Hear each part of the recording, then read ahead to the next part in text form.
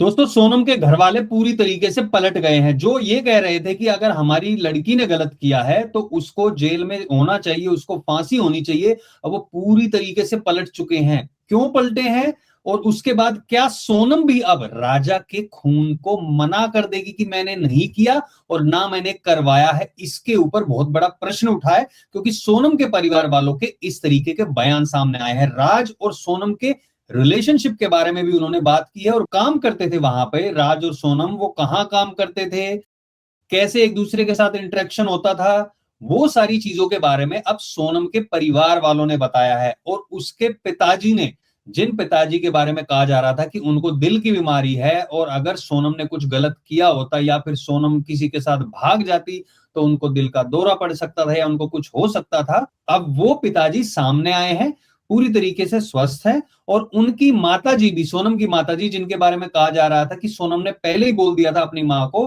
कि बेटा इसी लड़के से शादी करनी पड़ेगी, हम तुझे ऐसे लड़के से शादी नहीं करने देंगे जो 20,000 की नौकरी करता हो। अब वो पूरी तरीके से चीजें पलट चुकी हैं। ये मैं नहीं कह रहा हूं, ये खुद सोनम के माता पिता ने कहा है। क्या उन लोगों ने कहा है ये मैं आपको बताने वाला हूं। वीडियो को अंत तक जरूर देखना और इस वीडियो को लाइक और शेयर जरूर करना। कमेंट सेक्शन में अपने विचार रखना, क्या आपको लगता है कि सोनम के परिवार वाले जो कह रहे हैं वो सही है या फिर जो राजा के परिवार वाले कह रहे हैं और पुलिस कह रही है वो सही है। सोनम के पिताजी और माताजी ने दोनों ने एक चीज के बारे में कहा है कि फरवरी में दोनों ही, राजा और सोनम, उन लोगों को एक प्राइवेट मीटिंग करवाई गई थी। यानी कि जब रिश्ते की बात चली, दोनों परिवार वाले एक दूसरे से मिले, तो दोनों की एक मीटिंग कराई गई। मीटिंग में एक कमरे में अलग से गए, उन दोनों ने अलग से बात की और बात करने के बाद ये डिसाइड किया दोनों ने ही कि हाँ, हमें एक दूसरे से शादी करना पसंद है। और फिर इस शादी को आगे बढ़ाया गया, कुंडली तक मिलवाई गई थी। ये बात सोनम की माताजी ने कही है। अब सोनम के पिताजी का क्या कहना है? उनका कहना है कि राज और सोनम के जो अफेयर की खबरें फैलाई जा रही हैं, 3 साल से वो एक दूसरे को जानते थे, ये बात में उन्होंने मना नहीं किया क्योंकि 3 साल से काम कर रहा था राजा वहां पर। लेकिन उनका कहना है कि अलग डिपार्टमेंट में काम करते थे दोनों। राज जो है वो वेयरहाउस में काम करता था, जबकि सोनम वो ऑफिस में काम करती थी। उनका इंटरेक्शन बिल्कुल ना के बराबर और कभी कभी होता था। आप लोगों ने वो फोटोज तो देखी हैं जिसमें सोनम और राज की फोटोज भी सामने वायरल हो रही है। उसके बावजूद उनके पिताजी का कहना है कि बहुत कम इंटरेक्शन होता था और अलग अलग डिपार्टमेंट में काम करते थे। और राज सोनम से 3 साल से राखी बंधवा रहा था। अब उनका कहना, उनकी माताजी का, अब सोचिए कौन ऐसा करेगा जो 3 साल से राखी बंधवा रहा हो और उसके बावजूद फिर रिलेशन करेगा। अगर हमारी बेटी ने कहा होता, ये उसकी माँ ने कहा है, सोनम की माँ ने, सुनिए जरा।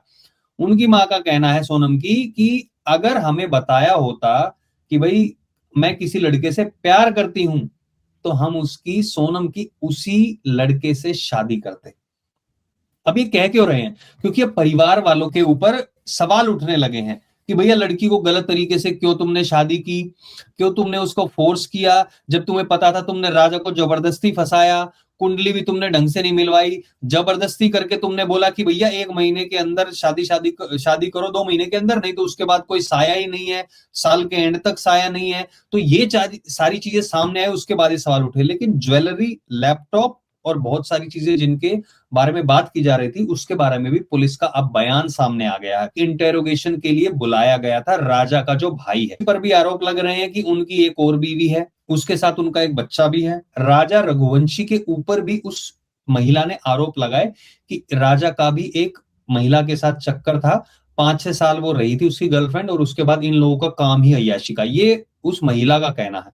मैं फिर से कहूंगा, मामला विचाराधीन है और अगर डीएनए से सारी चीजों की पुष्टि हो रखी है, वो महिला कह रही है, और अगर कोर्ट भी यही मानता है तो उसको 100% न्याय मिलना चाहिए।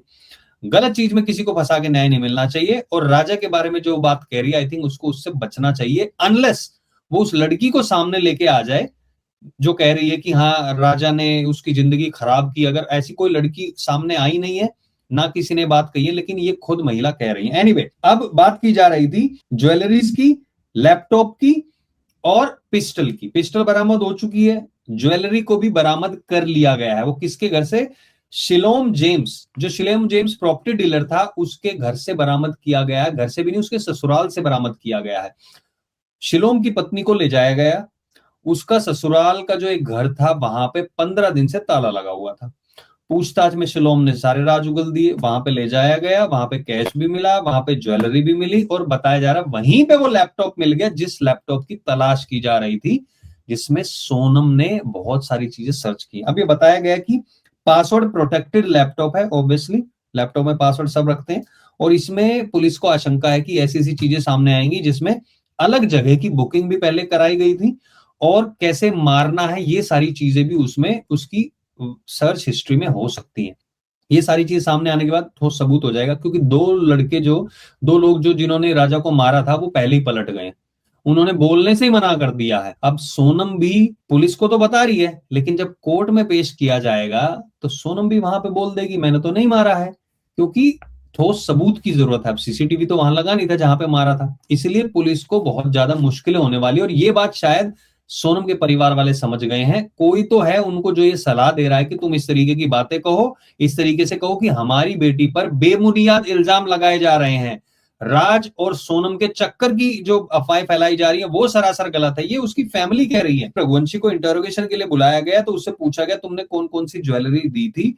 वो सारी ज्वेलरी की फोटोज जो शिलोंग पुलिस है वो अपने साथ लेके गई है, ताकि और चीजों का पता लगाया जा सके। अब उनके पास क्या कस्टडी में, उनको सोना चांदी, 2 मंगलसूत्र, जो पिस्टल मिली है वो, और लैपटॉप, ये सारी चीजें उनके पास पहुंच गई है। शिलोंग पुलिस जो है वो गुवाहाटी तक गई है, शिलोम जेम्स को साथ लेके गई है।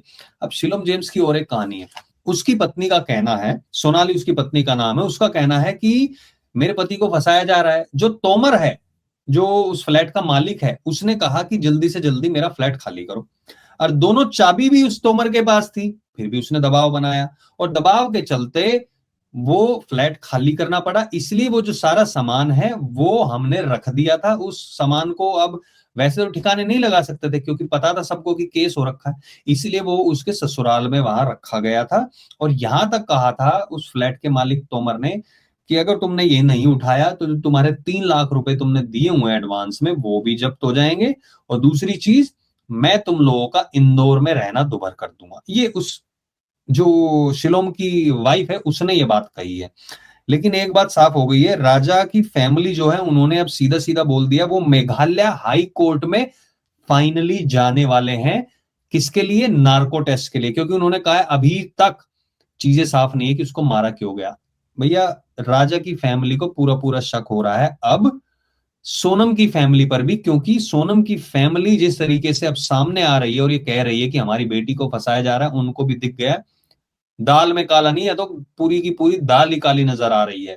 तो क्या इनके ऐसे मोटिव होंगे जिसकी वजह से राजा की फैमिली का अब शक जो है वो और भी ज्यादा बढ़ गया है। बहुत सारे लोगों के अभी नाम सामने आने वाले हैं, ये राजा की फैमिली दावा कर रही है। एक और इंपॉर्टेंट, बॉलीवुड के किसी बंदे का कमेंट आया है, सुनिए जरा। जावेद अख्तर ने कहा है कि सोनम और मुस्कान, ये बोला जा रहा है कि भैया पूरा समाज खड़ा हो गया कि इन्होंने किसी पुरुष को मार दिया। अरे जब महिलाओं को जलाया जाता है तब ये समाज, दोगला समाज क्यों नहीं खड़ा होता है?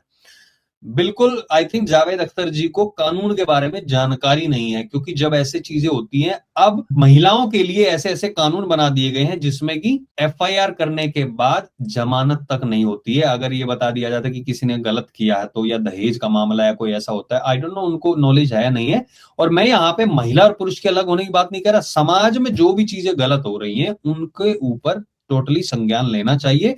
अब इनका कहना है कि जो स्मॉल सोसाइटी की जो लड़कियां हैं उनको तो पता नहीं अभी ना करने की भी आजादी है या नहीं शादी से पहले। जो पिटाई की बात कर रहे हैं, महिलाओं की पिटाई होती है, सलमान खान के ऊपर भी ऐश्वर्या राय, सोमी अली, इनकी पिटाई के आरोप लगे हैं। तो शायद मुझे लगता है जावेद अख्तर जी उनके बारे में कह रहे हैं, उनके प्रति सहानुभूति रखते हुए कह रहे हैं।